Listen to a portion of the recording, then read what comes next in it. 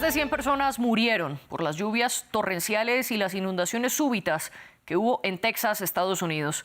Una de las peores tragedias se vivió en la comunidad de Hunt, ubicada en el condado de Kerr, hacia el sur del estado. Allí, el nivel del río Guadalupe aumentó drásticamente en cuestión de minutos el 4 de julio y a su paso arrasó con el campamento de verano Mystic. Decenas de personas además siguen desaparecidas en todo Texas. Hagamos un recuento de esta tragedia. Esta carretera y este distrito tejano, arrasados por torrentes de barro, los voluntarios peinan la zona llena de árboles para intentar encontrar a los desaparecidos. Esta residente busca a una persona mayor. Nos centramos en el lugar donde encontramos al marido, José Olvera, porque ambos iban tomados de la mano cuando fueron arrastrados por las aguas. La esperanza de encontrar supervivientes disminuye cada día que pasa. Desgraciadamente estamos recuperando restos. De esto se trata ahora, no más rescates. En la ciudad de Hunt, más de 700 niñas participaban en un campamento de verano. Varias siguen desaparecidas. Sus pertenencias personales se han quedado sin dueño. Esta inundación ha sido un acontecimiento devastador y sin precedentes. Ha causado considerables pérdidas y dificultades a nuestra comunidad. El viernes, las lluvias torrenciales provocaron inundaciones repentinas. Las aguas del río subieron 8 metros en menos de una hora. Mientras crece la polémica sobre la gestión de la crisis, la Casa Blanca asegura que nadie debería intentar sacar réditos políticos de la situación. Como he dicho, el Servicio Meteorológico ha hecho su trabajo. Muchos expertos y meteorólogos lo han dicho. Muchos medios de comunicación también. Desgraciadamente, muchos demócratas electos están intentando convertir esto en un juego político y no es el caso. Esto es una tragedia nacional. El presidente ha firmado una declaración de catástrofe para poner a disposición de Texas los recursos del gobierno federal. Se espera que el mandatario visite la zona esta semana.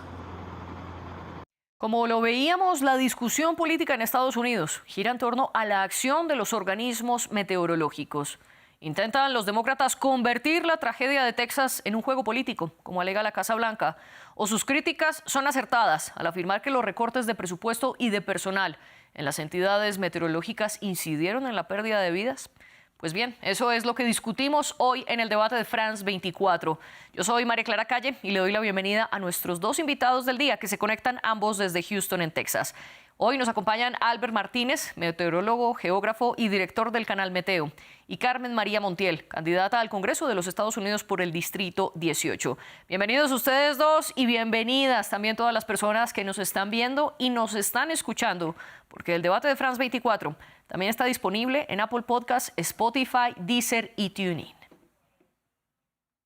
Albert Martínez, comienzo con usted. Empecemos por describir qué fue lo que ocurrió en Texas.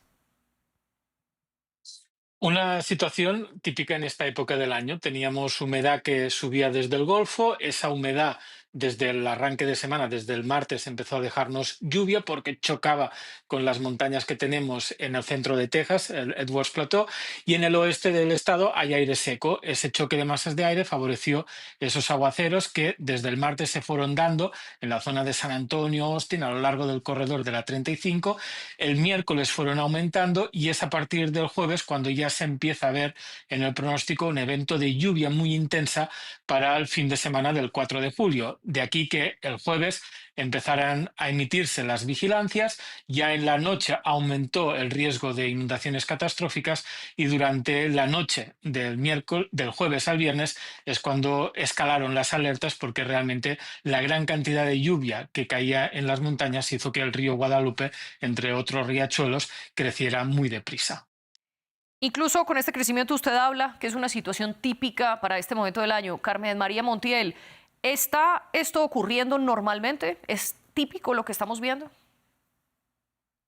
Mira, yo tengo 31 años viviendo en la ciudad de Houston, en el estado de Texas, y hemos pasado por todo.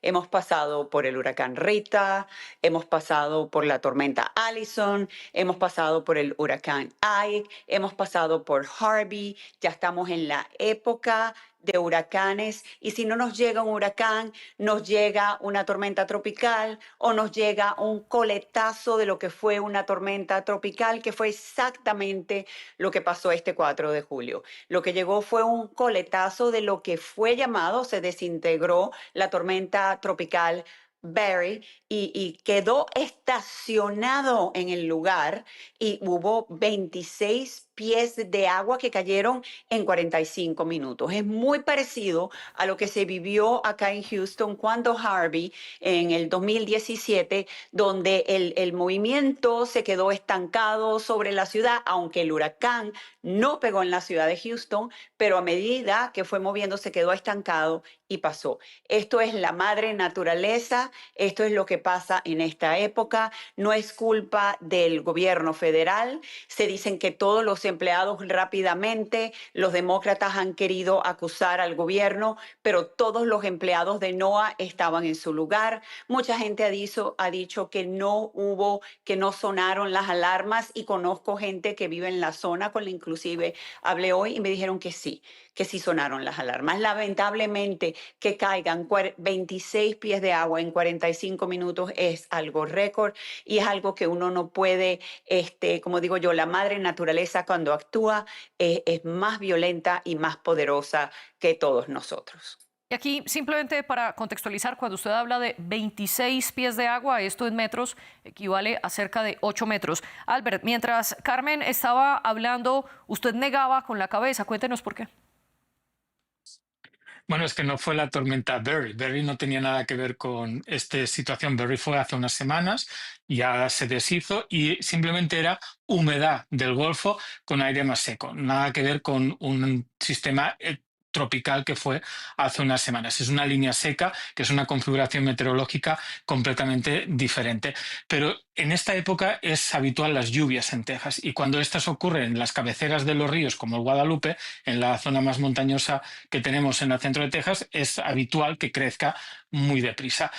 Evidentemente que la gente fue a trabajar del Centro Nacional, de la oficina de San Antonio y Austin, pero el problema es que llevamos ya acarreando muchas semanas y muchos meses en la que se está recortando en la obtención de datos, entre ellos los globos meteorológicos. Se han perdido el 20% de esas mediciones fundamentales para situaciones como esta, de tiempo severo. Es el globo que se lanza desde diferentes ciudades de Estados Unidos para saber cómo está la atmósfera. Si no tenemos esa información, los modelos son menos precisos y a la vez eso nos ayuda a pronosticar eventos de tiempo severo como este. Así que eso sí que realmente es una consecuencia de los recortes del servicio meteorológico, los que ha aplicado el gobierno. Pero evidentemente ante una situación de riesgo ningún meteorólogo se quedará en casa. Todos nos pondremos a trabajar y estaremos 24 horas o más haciendo lo que más nos gusta, que es poder ayudar y proteger a la gente y sus propiedades. Y aquí quiero que hablemos un poco de ese pronóstico y de si tiene algo que ver o no los recortes de personal, sobre todo en el Servicio Nacional Meteorológico, porque la alerta de este servicio era que iban a caer cerca de 20 centímetros de lluvia y el mismo gobernador de Texas, el republicano Greg Abbott, dijo que cayó mucha más lluvia de la pronosticada, pues se habla de hasta 25 centímetros de lluvia. Carmen nos habla de 8 metros. ¿Realmente cuánta lluvia cayó, Albert? Y si el Servicio Nacional Meteorológico o no tuvo un pronóstico acertado. Aquí tenemos que tener cuidado con el cambio de unidades. 8 metros no cayeron de lluvia. 8 metros nunca han caído, que yo recuerde, en ningún sitio del mundo en un solo evento. Lo que cayeron fueron 20 pulgadas de lluvia, que eso sí que es mucha lluvia en poco tiempo, sobre todo porque se concentró en unas pocas horas durante esa noche del jueves al viernes.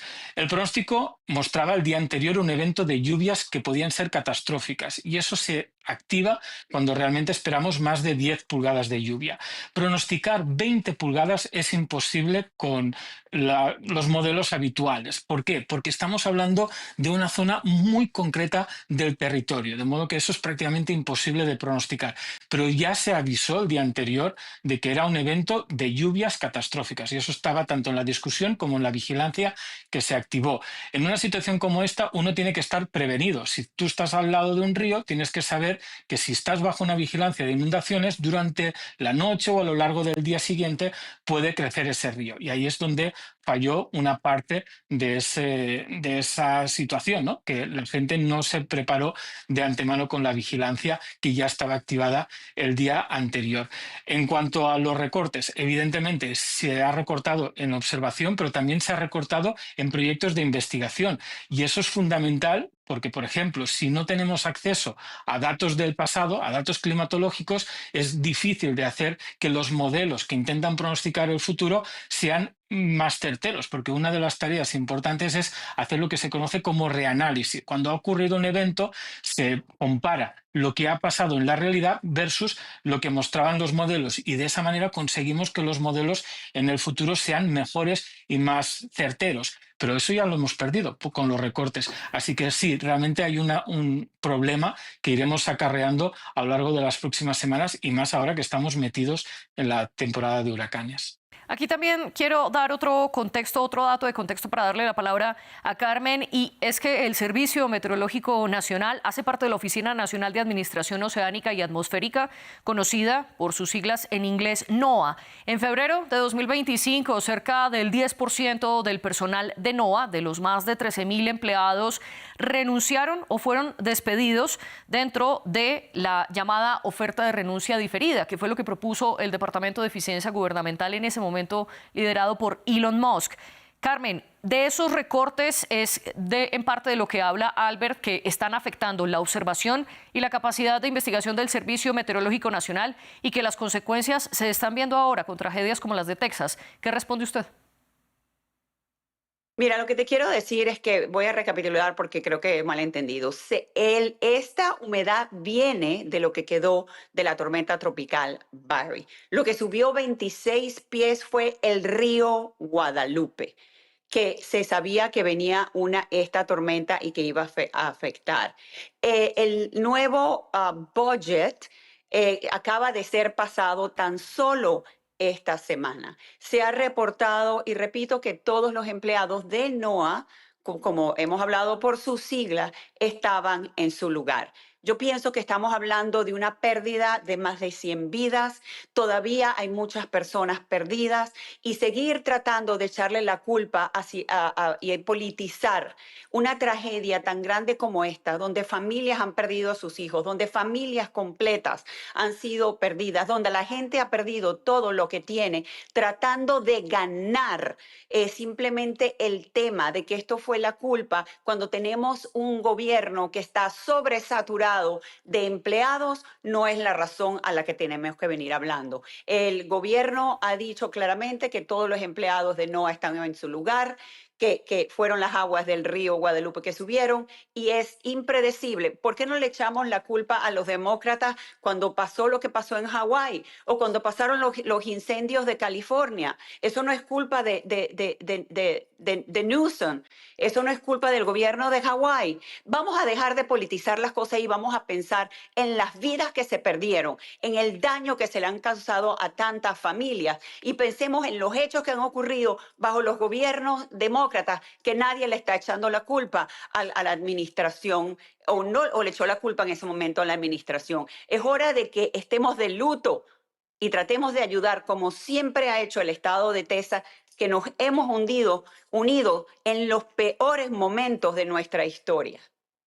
Y aquí quiero preguntarle, usted decía que todos los empleados del NOAA estaban en sus lugares de trabajo en el momento de esta tragedia. Sin embargo, Tom Fahey, que es el director del Sindicato del Servicio Meteorológico Nacional, dice que al momento de la tragedia faltaba un hidrólogo senior, un pronosticador y un meteorólogo justamente en la zona afectada. Y usted dice que en momentos anteriores no se culpó a las gobernaciones o a los políticos demócratas. Sin embargo, el mismo Trump culpó al entonces presidente Joe Biden, por ejemplo, de los incendios en Los Ángeles. Carmen, ¿qué responde al respecto?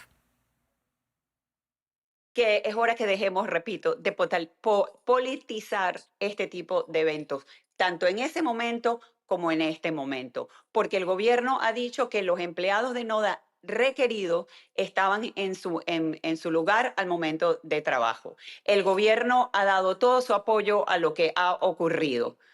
Es hora de dejar de politizar. no es hora de avanzar la política en este momento porque se han perdido muchas vidas. Y mi corazón está con los padres de tantos niños que han perdido sus vidas, que llevan a sus hijos, yo como madre, que llevé a mis hijos a tantos campamentos en el verano, nada más siento con ellos lo terrible que se deben de sentir, que pensando que hicieron algo agradable para sus hijos terminó en esta gran tragedia. Es hora de recoger lo que se perdió y de tratar de mejorar lo que se puede mejorar y de dejar de echarle la culpa a las personas o politizar, como vuelvo y lo repito, porque no es el momento. La madre naturaleza, por más expertos que tengamos, es impredecible. Usted habla precisamente de lo impredecible de este suceso que fue la madre naturaleza y en una idea muy similar, el presidente Donald Trump dice que un hecho como este no se ha vivido en cerca de 100 años. Albert, ¿es esto cierto? No, ocurrió en el 1987, hace 40 años, ya pasó en el río Guadalupe, en la misma zona se desbordó. Es normal, ha ocurrido un desastre, evidentemente tenemos que estar pensando en las familias, pero evidentemente el tiempo se puede pronosticar y aquí es donde entra la ciencia y realmente tenemos que invertir en eso, en pronósticos, en mejorar las observaciones, en mejorar la tecnología que tenemos de alertas y no tener que lamentar situaciones como esta. Por un lado, evidentemente, tenemos los recortes que están afectando nuestras observaciones e incluso el acceso a datos. El acceso a datos se ha cortado para muchas instituciones, de modo que no tenemos la forma como para seguir investigando y estudiando. Eso es un hecho y evidentemente no tendría que ser así. Y luego está que si tienes un campamento instalado en el lecho de un río, tienes que saber que ese río en algún momento puede llevar mucha agua. Que no haya ocurrido en 20, 30, 40 años no significa que no vuelva a ocurrir. Los periodos de retorno con el escenario actual del cambio climático ya no aplican como antes. Eventos como este van a ser más frecuentes en los próximos años por una razón muy sencilla. La Tierra, el planeta está más caliente. Eso significa que hay más energía, más vapor de agua en la atmósfera que podrá favorecer tormentas mucho más activas, ya sea huracanes, choques de masas de aire mucho más bruscas. Así que tenemos que seguir investigando, mejorando los pronósticos, siguiendo, ayudando a instituciones como la NOAA, la NASA e incluso el ejército con los satélites militares que también se utilizan para los pronósticos meteorológicos. Todo eso es hacia lo que tenemos que ir y evidentemente mejorar los sistemas de alertas. Sabemos que aquí hubo un claro problema con las alertas. Quizás fue el mensaje, quizás fue que no llegó a todo el mundo. Eso es lo que tendrán que estudiar las autoridades e investigar, pero eso es lo que podemos mejorar. Sabemos que con la tecnología hoy en día podemos recibir alertas satelitales sin necesidad de torres de comunicación entre celulares en tierra.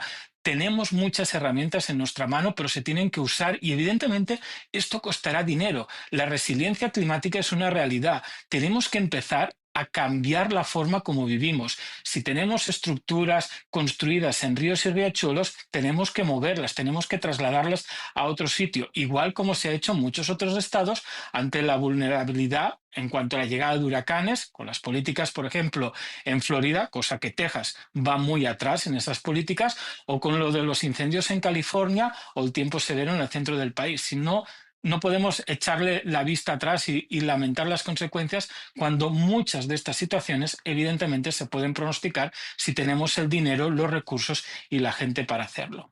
Pero quiero hacerle una pregunta, Albert, porque usted dice que hay un problema con las alertas y, sin embargo, anteriormente reconoció que las instituciones encargadas, el Servicio Nacional Meteorológico, sí había emitido una alerta de catástrofe. Concretamente, cerca de la 1:15 de la mañana de ese 4 de julio, el Servicio Meteorológico alertó un nivel considerable de inundación súbita y luego subió la categoría de su advertencia a catastrófica a las 4 de la mañana. Es decir, las alertas sí ocurrieron antes de este crecimiento del río Guadalupe. ¿Por qué dice usted entonces, Albert, que las alertas no funcionaron?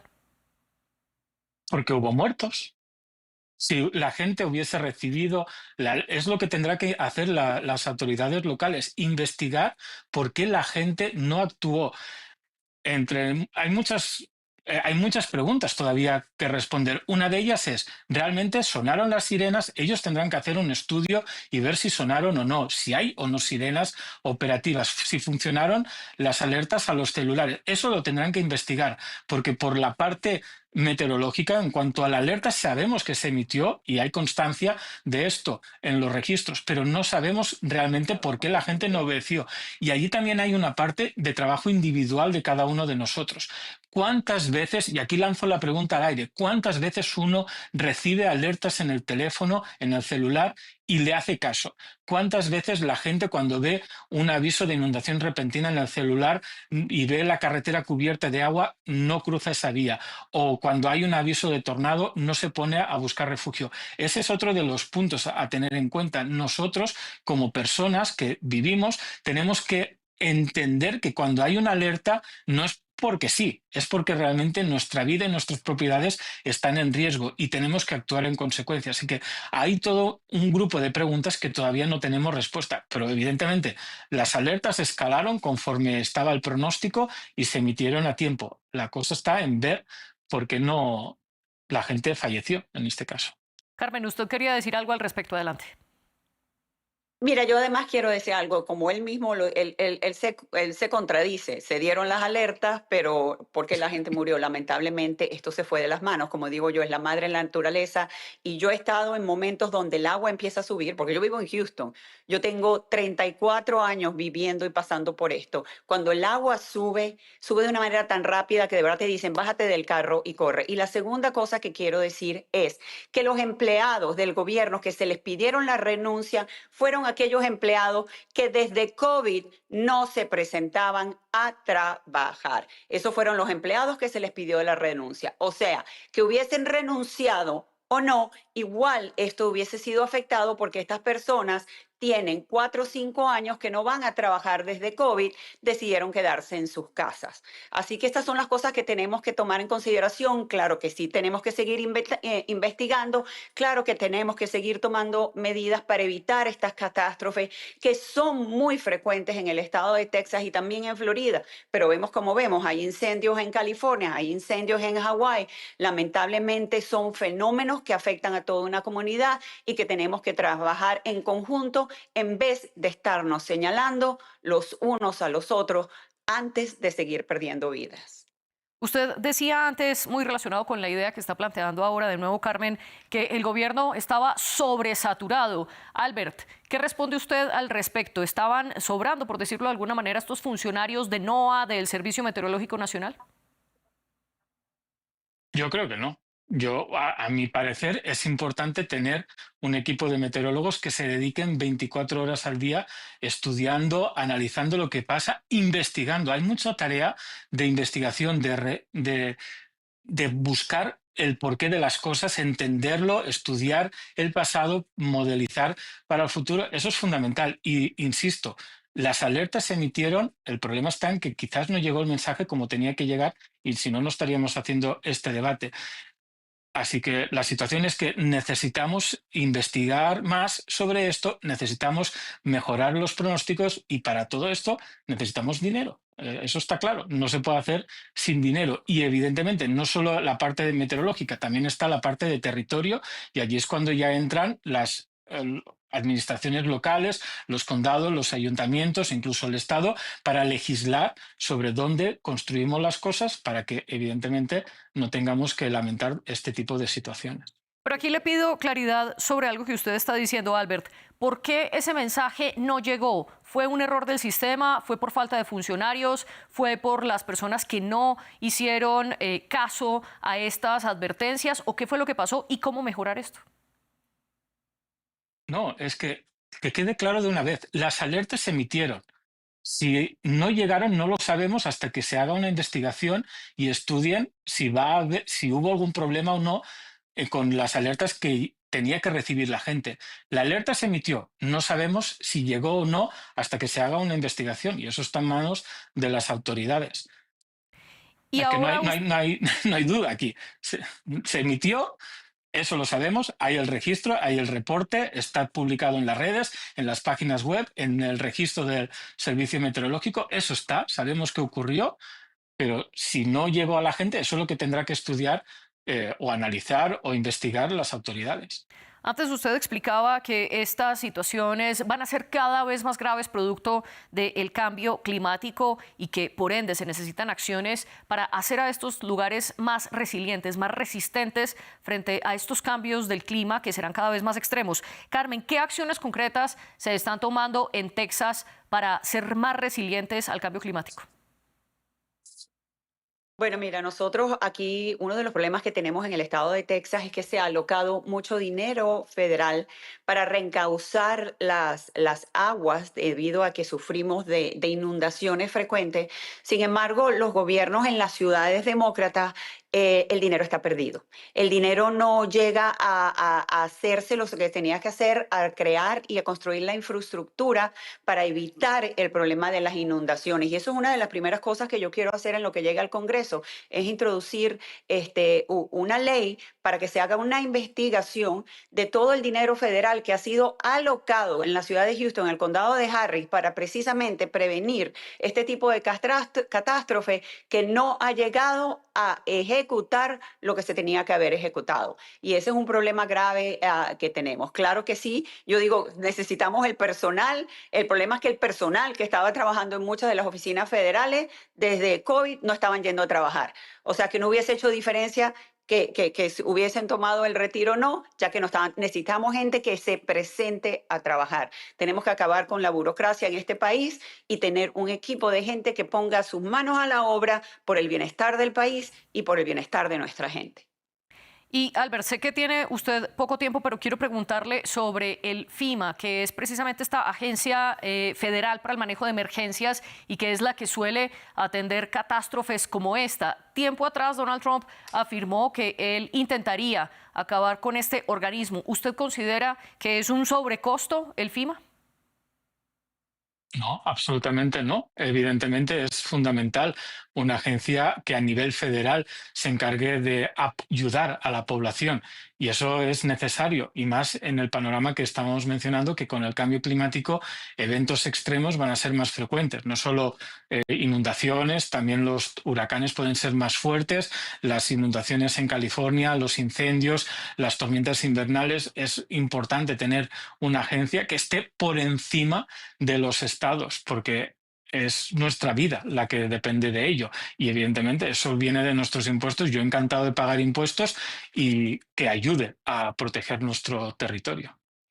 Y siendo este el panorama entonces en el que cada vez estos climas serán más extremos, Carmen, ¿cómo defender o no la anulación del FEMA, sobre todo en catástrofes como estas y teniendo en cuenta que la temporada de huracanes en Estados Unidos ya comenzó e irá hasta noviembre?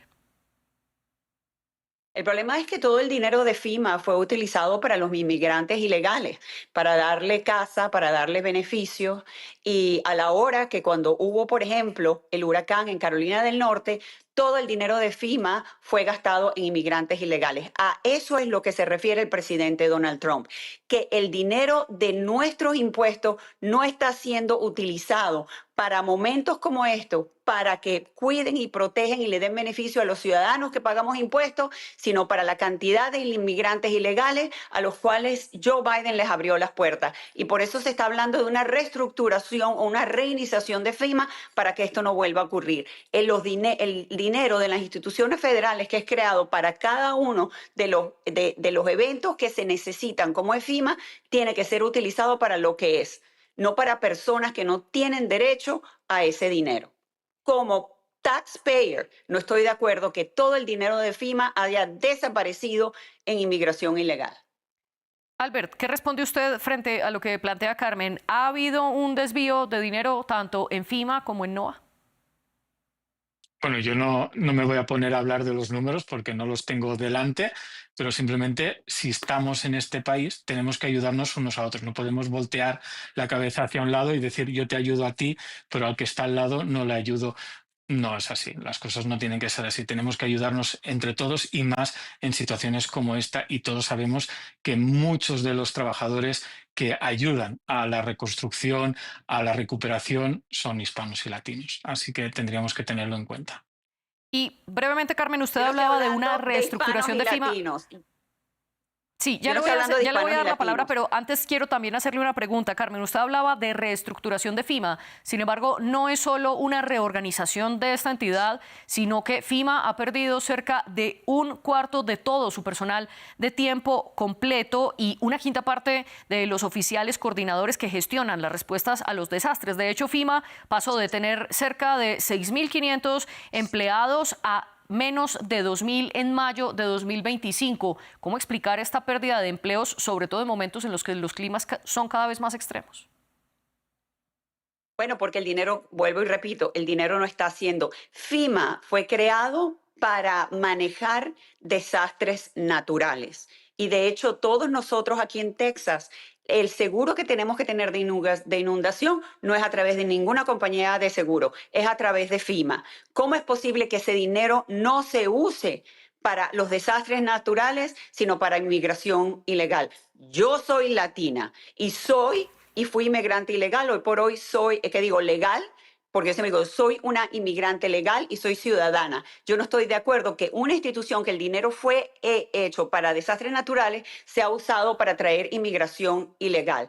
El dinero tiene que ser alocado para lo que fue. Y cuando yo vine como inmigrante legal, yo vine a aportar a este país, nunca vine a quitarle nada a este país. Desde hace 37 años que vine como estudiante y pasé por todo mi proceso legal. No podemos cegarnos y decir que sí, que está bien. Entonces después, cuando pasan los desastres naturales y no hay dinero para ayudar a las personas, a los damnificados, entonces digan, bueno, no, es que se gastó en otras cosas, pero necesitamos. Entonces, eso es lo que está pasando. Y volvemos a hablar, cuando pidieron a FEMA que entregaran reportes de a dónde fue el dinero, la gente en vez de entregar los reportes decidieron renunciar.